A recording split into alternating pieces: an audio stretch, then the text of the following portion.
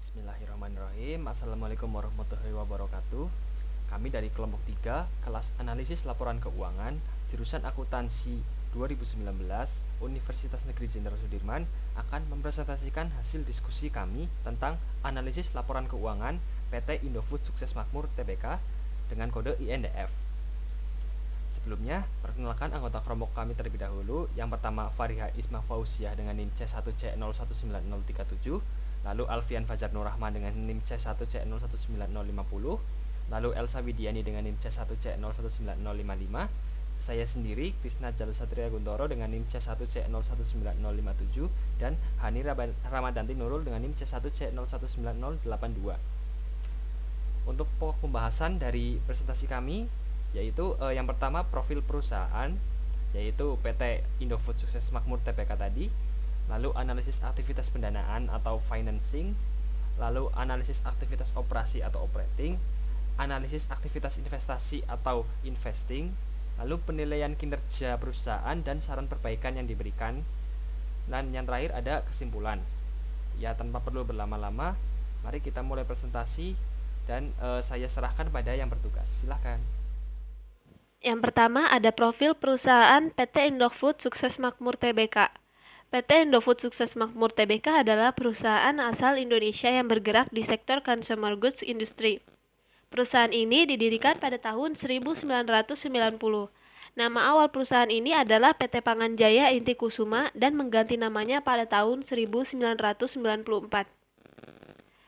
Ada juga struktur organisasi dalam perusahaan ini, yaitu ada Board of Commissioner, ada Audit Committee, ada Board of Director, ada Nomination and Remuneration Committee, ada Operation, ada Corporate Function, dan ada Corporate Secretary. Selanjutnya ada visi misi dari perusahaan Indofood, yaitu visi perusahaannya perusahaan Total Food Solution, dan misi perusahaannya yang pertama yaitu memberikan solusi atas kebutuhan pangan secara berkelanjutan. Yang kedua, senantiasa meningkatkan kompetensi karyawan, proses produksi, dan teknologi kami. Yang ketiga, memberikan kontribusi bagi kesejahteraan masyarakat dan lingkungan secara berkelanjutan. Yang keempat, meningkatkan stakeholders values secara berkesinambungan. Selanjutnya ada nilai perusahaan. Dengan disiplin sebagai falsafah hidup, kami menjalankan usaha kami dengan menjunjung tinggi integritas. Kami menghargai seluruh pemangku kepentingan dan secara bersama-sama membangun kesatuan untuk mencapai keunggulan dan inovasi yang berkelanjutan. Baik, terima kasih. Untuk selanjutnya ada analisis aktivitas pendanaan PT Indofood Sukses Makmur Tbk. Di sini terdapat laporan keuangan yang menunjukkan liabilitas perusahaan. Liabilitas jangka pendek perusahaan ini terdiri dari pinjaman jangka pendek, utang usaha, utang lainnya, dan liabilitas jangka panjang yang jatuh tempo dalam 1 tahun. Pada tahun 2019, liabilitas jangka pendek perusahaan sebesar Rp24.686.862, sedangkan pada tahun 2020, liabilitas jangka pendek perusahaan sebesar Rp27.975.875, di mana hal ini terjadi kenaikan sebesar Rp3.289.013. Selanjutnya terdapat liabilitas jangka panjang. Liabilitas jangka panjang ini terdiri dari liabilitas pajak tangguhan, utang pihak berelasi jangka panjang, liabilitas jangka panjang setelah dikurangi bagian yang jatuh tempo dalam 1 tahun, dan provisi jangka panjang. Pada tahun 2019, liabilitas jangka panjang perusahaan sebesar Rp17.309.209, sedangkan pada tahun 2020, liabilitas jangka panjang sebesar Rp56.022.597, di mana hal ini terjadi kenaikan yang signifikan sebesar Rp38.713.388. Jumlah liabilitas konsolidasi PT Indofood dan entitas anak dari Rp41.996.071 pada tanggal 31 Desember 2019 menjadi Rp89.998.472 pada tanggal 31 Desember 2020, di mana terjadi kenaikan sebesar Rp42.002.401. Kenaikan ini terjadi terutama karena adanya tambahan utang bank sehubungan dengan akuisisi PCL atau Pine Hill Company Limited dan entitas anak. Selanjutnya ada ekuitas perusahaan. Ekuitas perusahaan ini terdiri dari ekuitas yang didistribusikan kepada pemilik entitas induk dan saldo laba atau akumulasi kerugian. Jumlah ekuitas konsolidasi PT Indofood dan entitas anak naik dari Rp54.202.488 pada tanggal 31 Desember 2019 menjadi Rp79.138.044 pada tanggal 31 Desember 2020 atau kenaikannya itu sebesar Rp24.935.556. Kenaikan ini juga berasal dari penambahan saldo kepentingan non-pengendali yang sehubungan dengan akuisisi PCL dan entitas anak tadi. Selanjutnya ada analisis rasio likuiditas. Yang pertama ini ada current ratio. Current ratio ini rumusnya current asset dibagi current liabilities dikali 100%. Pada tahun 2019, current ratio PT Indofood sebesar 127%. Rasio perusahaan menunjukkan nilai lebih dari 1 yang berarti perusahaan mampu membayar atau melunasi kewajiban lancarnya menggunakan aset yang dimiliki. Perusahaan mampu membayar utang lancar sebanyak 1,27 kali yang menunjukkan bahwa perusahaan memiliki tata kelola yang baik terhadap aset-aset pada tahun tersebut. Terjadi peningkatan current ratio pada tahun 2020 menjadi 137%.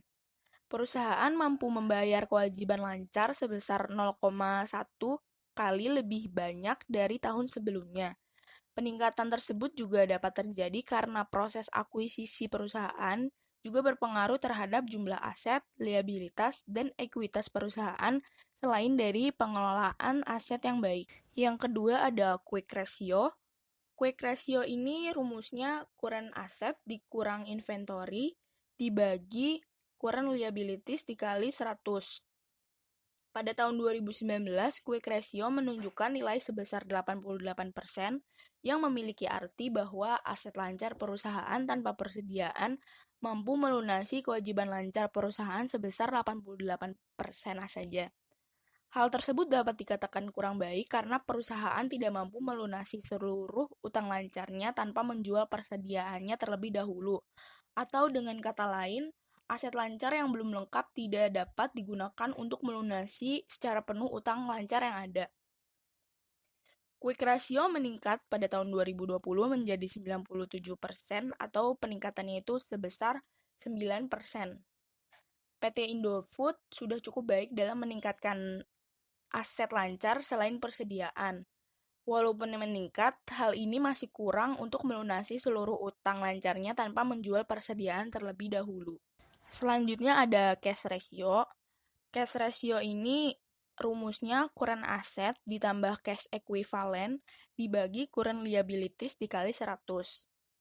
Cash ratio pada tahun 2019 menunjukkan nilai sebesar 55,6%, yang artinya perusahaan tidak dapat melunasi kewajiban lancar perusahaan jika hanya menggunakan kas dan setara kas, atau perusahaan hanya mampu membayar separuh dari kewajiban lancar yang ada. Hal tersebut terjadi karena perusahaan cukup mengandalkan persediaan dan aset lancar lainnya di luar kas dan setara kas.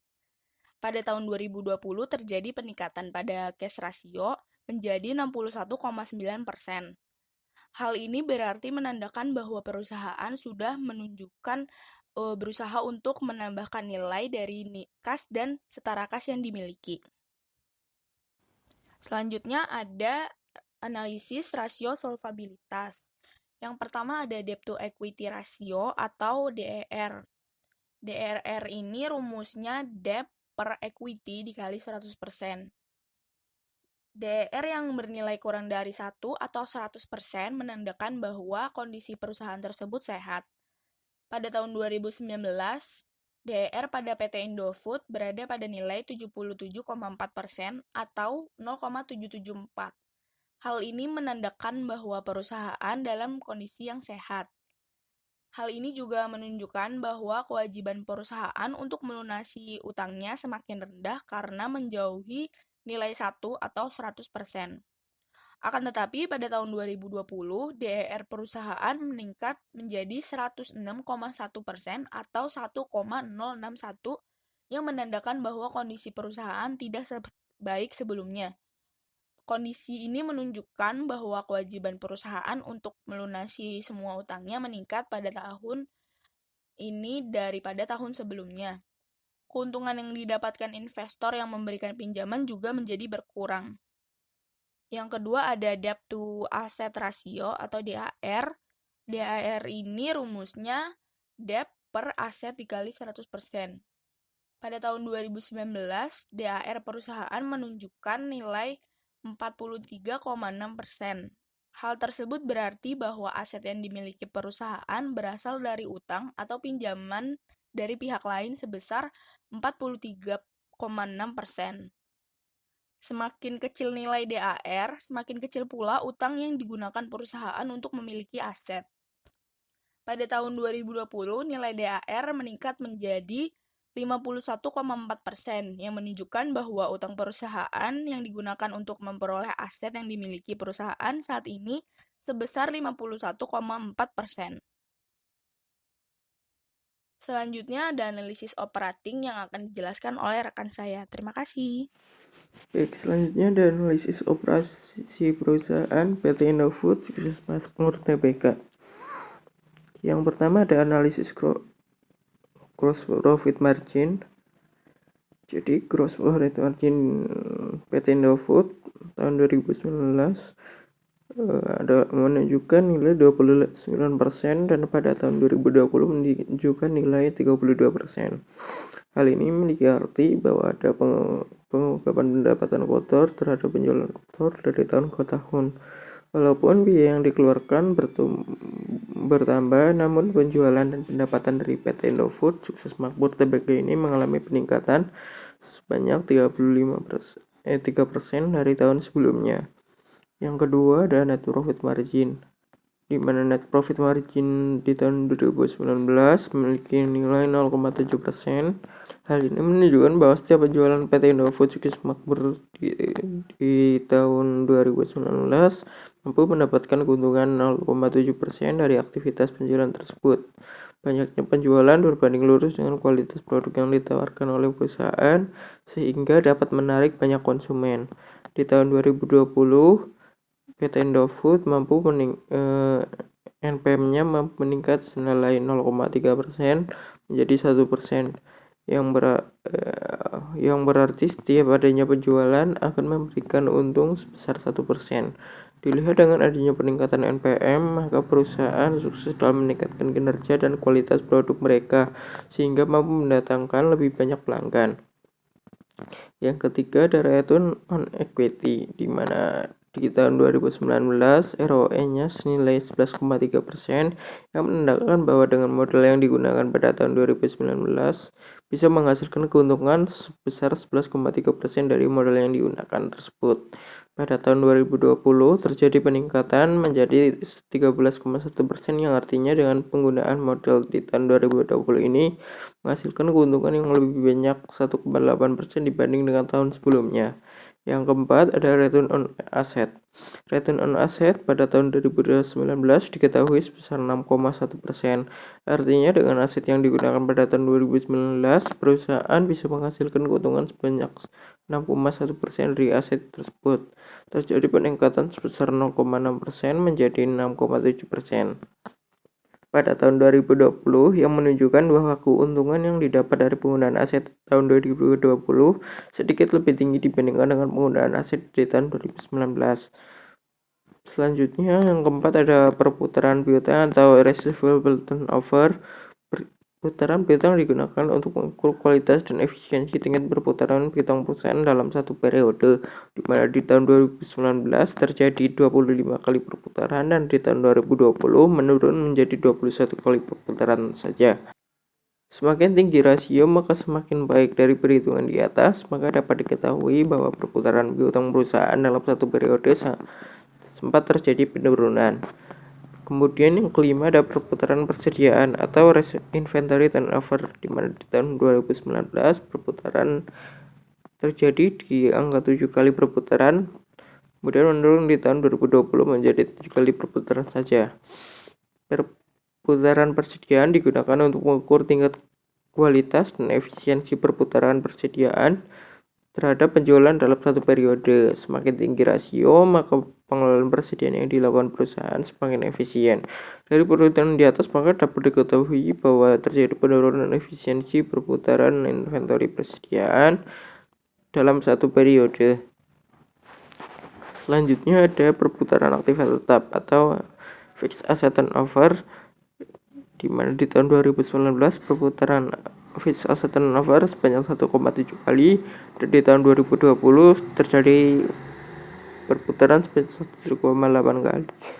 Rasio ini berguna untuk mengukur dan mengevaluasi kemampuan perusahaan dalam memanfaatkan aset tetap secara efisien dalam rangka meningkatkan perputaran. Dari perhitungan di atas, terjadi peningkatan efisiensi perusahaan dalam mengelola aset tetap yang dimiliki oleh perusahaan, yaitu senilai 0,4%. Selanjutnya ada perputaran aktiva total, di mana di tahun 2019 aktiva total berputar sebanyak 0,7%, 0,7 kali, tapi di tahun 2020 hanya senilai setengah kali, sehingga terjadinya penurunan. Yang terakhir atau yang 8 yaitu perputaran modal kerja.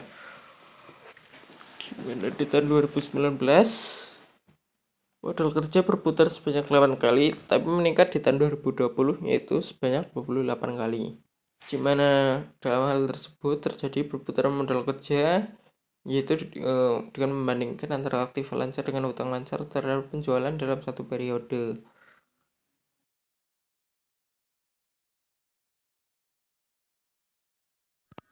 Yang pertama, analisis aset. Melalui tabel tersebut, kita bisa melihat bahwa nilai investing aset dalam PT Indofood Sukses Makmur secara keseluruhan mengalami penurunan pada tahun 2019 dan peningkatan pada tahun 2020. Investasi jangka pendek PT Indofood ini mengalami penurunan yang cukup signifikan dari 2018 ke 2019, yaitu sebesar 98,6%. Pada 2020 juga mengalami penurunan tetapi tidak begitu drastis. Selain investasi jangka pendek, persediaan lancar lainnya juga mengalami penurunan yang cukup signifikan. Walaupun aset lancar perusahaan mengalami penurunan pada tahun 2019, jumlah aset tidak lancar pada tahun yang sama mengalami peningkatan. Meskipun begitu, nilai aset 2019 perusahaan masih tergolong turun. Jumlah aset konsolidasi PT Indofood Sukses Makmur dan juga entitas anak meningkat dari 96 juta pada tahun 2019 menjadi 163 juta pada tahun 2020. Hal ini disebabkan karena adanya akuisisi PLC dan entitas anak pada tanggal 27 Agustus 2020. Hal ini juga mengakibatkan adanya penambahan aset pada PT Indofood Sukses Makmur. Kas dan setara kas pada tahun 2020 meningkat hampir 2 kali lipat peningkatan dari 2018 ke 2019. Dibandingkan dengan 2019, pada 2020 aset ini lebih banyak mengalami peningkatan. Peningkatan paling signifikan terlihat pada goodwill, di mana pada tahun 2018 sebesar 4.300.000 turun menjadi 0,35% pada tahun 2019. Lalu naik lagi menjadi 1.211,46% pada tahun 2020. Aset lancar dan tidak lancar sama-sama menunjukkan peningkatan aset yang menandakan bahwa kegiatan investing pada PT Indofood ini meningkat. Yang selanjutnya, liabilitas. Liabilitas jangka pendek secara umum mengalami penurunan pada tahun 2019. Walaupun pada 2020 berhasil mendapatkan peningkatan kembali, tetapi jumlah liabilitas jangka pendek tahun 2020 masih lebih rendah daripada tahun 2019. Salah satu hal yang cukup berpengaruh besar adalah utang pajak yang setiap tahunnya meningkat. Sebaliknya, liabilitas jangka panjang secara umum mengalami peningkatan walaupun pada tahun 2019 sempat turun sebesar 70,60%. Tetapi pada tahun 2020, liabilitas jangka panjang naik sebesar 843,43% dari tahun 2019. Hal ini dipengaruhi oleh liabilitas jangka panjang setelah dikurangi bagian yang jatuh tempo dalam 1 tahun atas utang bank. Setelah terjadi peningkatan sebesar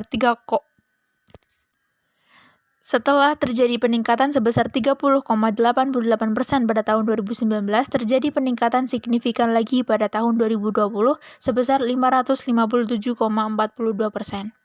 Jumlah liabilitas konsolidasi PT Indofood Sukses Makmur beserta entitas anaknya ini juga turut naik sehubungan dengan pengakuisisian PCL dan entitas anaknya.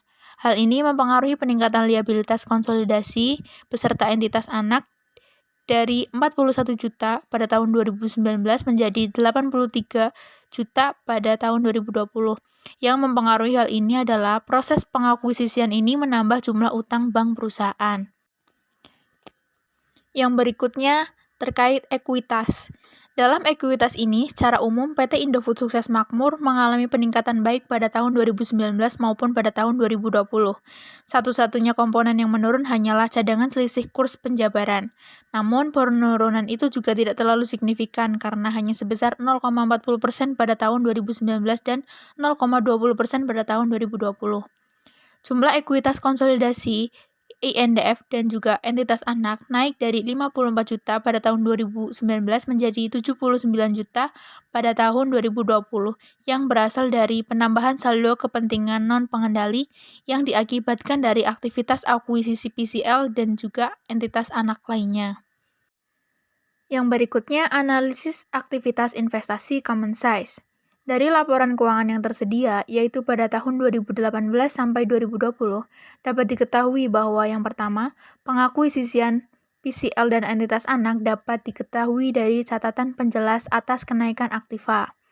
Yang kedua, jumlah aset konsolidasi PT Indofood dan juga entitas anak meningkat dari 96 juta pada tahun 2019 menjadi 163 juta pada tahun 2020 yang disebabkan karena adanya penambahan aset dari akuisisi PCL dan entitas anak. Yang ketiga, jumlah liabilitas konsolidasi PT Indofood dan juga entitas anak pada tahun 2019 sebesar 41 juta meningkat menjadi 83 juta pada tahun 2020 sebagai efek dari adanya penambahan utang bank sehubungan dengan akuisisi. Yang keempat, jumlah ekuitas konsolidasi PT Indofood Sukses Makmur juga meningkat dari 54 juta pada tahun 2019 menjadi 79 juta pada tahun 2020 karena adanya penambahan saldo kepentingan non-pengendali akibat dari proses akuisisi. Yang terakhir, dari aktivitas investasi tersebut, PT Indofood Sukses Makmur ini sukses mengakuisisi PCL dan juga entitas anak. Terjadi peningkatan aset, liabilitas, dan juga ekuitas pada INDF secara signifikan. Walaupun begitu, laporan keuangan tidak menunjukkan adanya kesalahan yang disengaja maupun tidak disengaja serta tidak terlihat adanya indikasi fraud yang coba dilakukan oleh perusahaan. Baik, izinkan saya untuk melanjutkan presentasi dari teman-teman saya.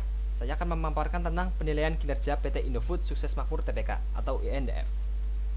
Dari data yang telah dipaparkan oleh teman-teman saya, aktivitas perusahaan dalam hal pendanaan atau financing ini dinilai sudah cukup bagus, bahkan meningkat dari tahun sebelumnya. Tetapi, dalam kegiatan operasional maupun dari kemampuan perusahaan itu sendiri, itu mengalami penurunan jika dibandingkan dari tahun sebelumnya. Apabila dilihat dari tahun 2019 sampai 2020, maka secara umum laporan keuangan PT Indofood akan menunjukkan sebuah peningkatan yang cukup signifikan. Namun apabila kita lihat dari tahun 2018, laporan keuangan pada tahun 2019 ini justru lebih rendah atau menurun.